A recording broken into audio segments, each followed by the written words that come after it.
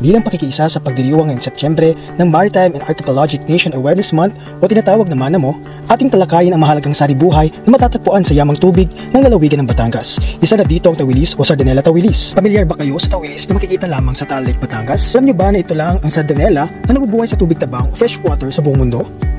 Ito ay tinalaga bilang endangered species ayon sa International Union for Conservation of Nature o IUCN noong 2018. Ang patuloy na pangunahing banta dito ay kinabibilangan ng labis na pang-aabuso, polusyon at pagkasira ng tirahan. Kaya naman, ang DNR Batangas ay nagsagawa ng identification, adaptation, delineation, and demarcation for Tawilis Reserve Areas as flagship species at motorcade activity kasama ang ibang ahensya para sa implementasyon ng tinatawag na Tawilis Closed Season. Ang nasabing Tawilis Closed Season ay nagsimula noong March 1 hanggang April 30.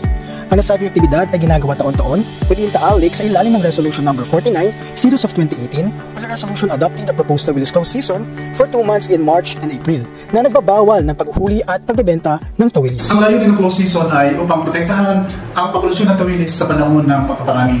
Ang simpleng aktibidad ito ng DNR Batangas sa pangunguna ng Protected Area Management Office ng Taal Volcano Protected Landscape ay nagpapaalala na ang responsibilidad natin na pakalagaan at pagyamanin ang ating likas na yaman, sapagkat ang ating kasaysayan at kabuhayan ay nakasanalay sa mga yaman na ito.